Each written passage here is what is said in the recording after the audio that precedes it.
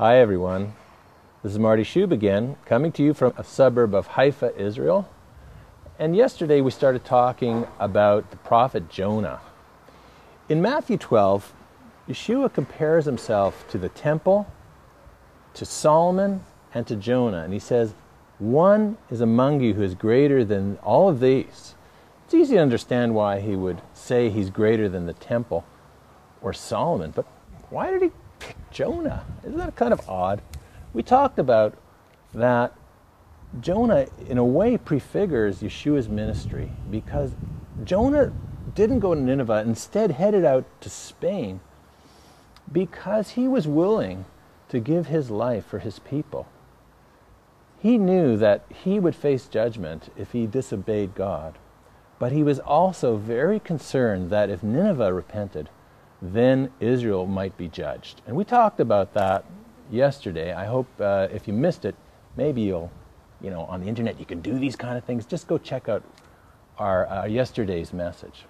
But I want to focus today a little bit about the other side of the story. Perhaps we're more familiar with this. Jonah, he gave the message and then he just withdrew outside the city to watch and see what might happen. And of course, you know the story.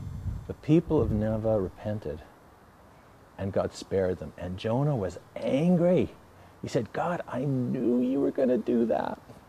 I know you. You're so merciful. You're so gracious that you will relent from judgment, even to people like the Ninevites, who had done so many cruel and wicked things. When they repented, God spared them. And that made Jonah angry. And that's been the point that we've understood. At the end of the story, God speaks to Jonah. And he uses an illustration of the plant that he grows over Jonah's head to give him shade, and then it dies, and Jonah, is sad for the plant. And God says this to him. This is Jonah chapter 4, verse 10. You had pity on the plant for which you had not labored, nor made it grow, which came up in a night and perished in a night. Should I not pity Nineveh, that great city, in which there are more than 120,000 persons who cannot discern between their right hand and their left, and much livestock? He's saying, Jonah, you have a heart of compassion for your own people, Israel, and that's good.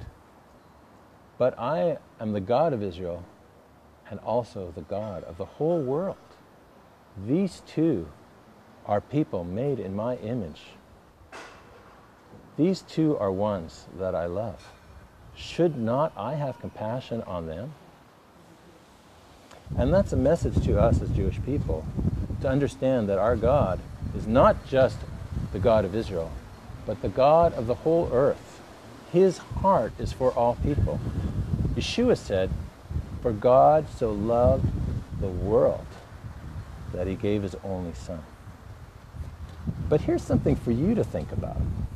It seems we've gotten that message, God's heart for the world.